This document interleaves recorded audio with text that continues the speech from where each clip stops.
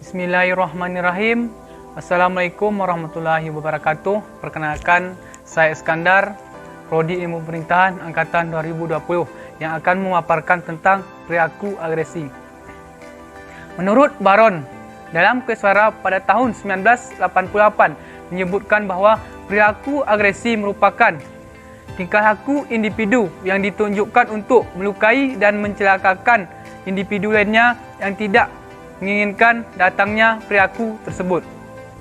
Jadi berdasarkan penjelasan tadi dapat disimpulkan bahawa perilaku agresi adalah suatu tindakan yang dimaksudkan untuk melukai dan menyakiti orang lain, baik secara fisik maupun secara mental, yang tidak menginginkan datangnya perilaku tersebut. Kemudian selanjutnya adalah bentuk perilaku agresi.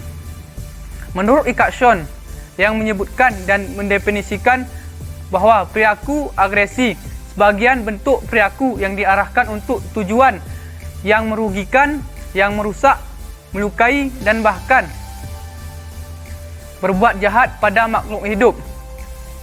Padahal makhluk hidup tersebut sebenarnya tidak ingin mendapatkan perlakuan tersebut.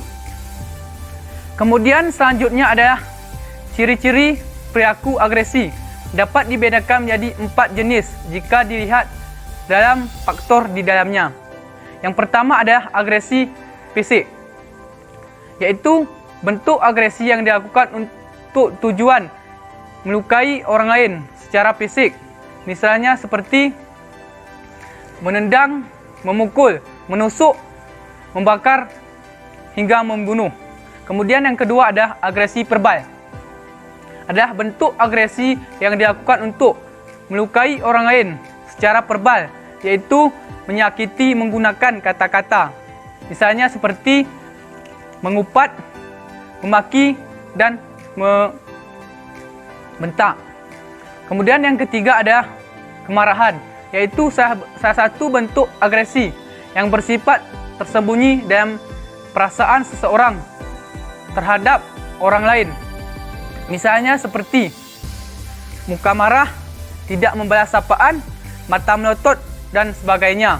Kemudian yang keempat adalah permusuhan, yaitu sikap dan perasaan negatif terhadap seseorang yang muncul karena perilaku menyakiti orang lain. Misalnya seperti iri, dengki, memfitnah dan sebagainya. Kemudian yang terakhir adalah faktor-faktor yang mempengaruhi perilaku agresi. Yang pertama adalah amarah, yaitu ejekan, hinaan dan ancaman yang merupakan cara jitu terhadap amarah yang mengarah pada agresi, dan tidak dapat dipungkiri bahawa pada kenyataannya kekecewaan, sakit fisik, penghinaan ataupun ancaman yang seringkali memancing terjadinya amarah.